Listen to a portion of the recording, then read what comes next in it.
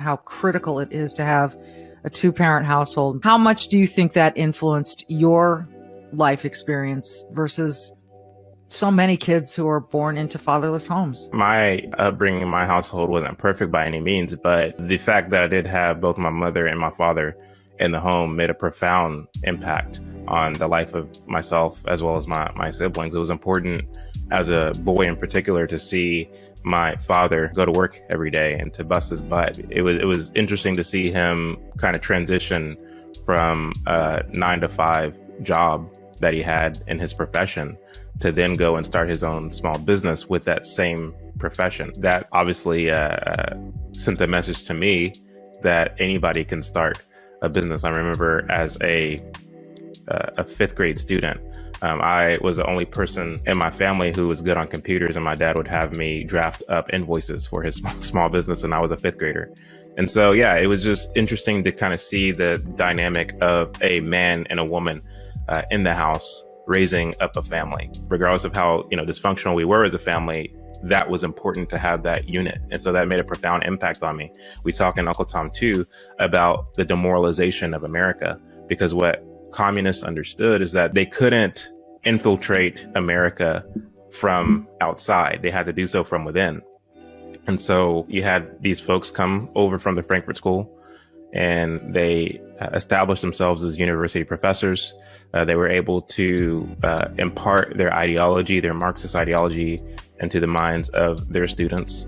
Those students then went on to establish themselves in various industries, institutions, journalism, education, corporate America, so on and so forth. And it's from that worldview that you get people like Saul Alinsky, like Howard Zinn, like Eric Mann, who is the father of Black Lives Matter, which is, another thing we talk about in the film.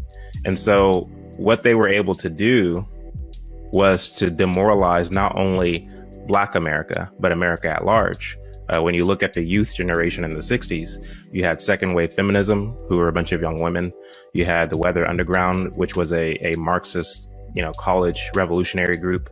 You had SNCC. You had the student wing of Martin Luther King SCLC.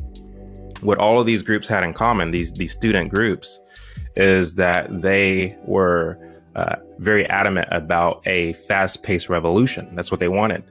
Of course, it didn't work out that way. They didn't get their fast-paced revolution, but they were able to establish themselves into the institutions and to bring about this kind of gradual demoralization of society and culture to the point where we are today. So what those students were doing in the 60s is that they were rebelling against the adult generation of their day. So the reason I bring up demoralization, to tie it back into your question about having a mother and father in the home, is that one of the things that they were able to kind of slide in was this notion that, okay, your parents are all about family.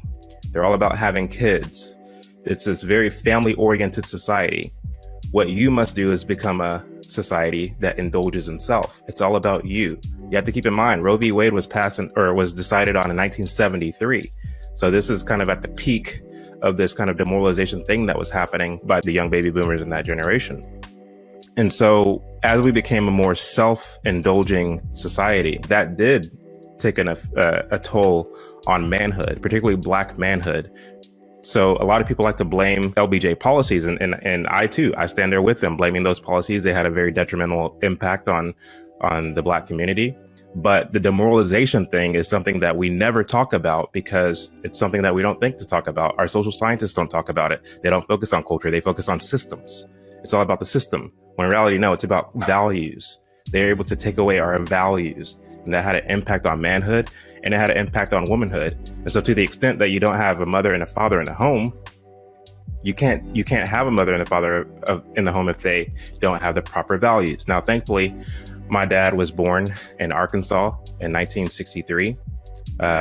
His parents weren't too intrigued with the whole civil rights movement, and they were able to raise him up with the same values that come from that same school of thought that Booker T. Washington was talking about in the early 1900s. The same is true of my mother. And so they were able to have some remnants of those values to the extent that they imparted them to us as we were growing up. But my concern, to wrap this up, is that as we march on in time, those values are becoming less and less and less. And it's up to us as people who love this country, as people who love our God, to have a renaissance of values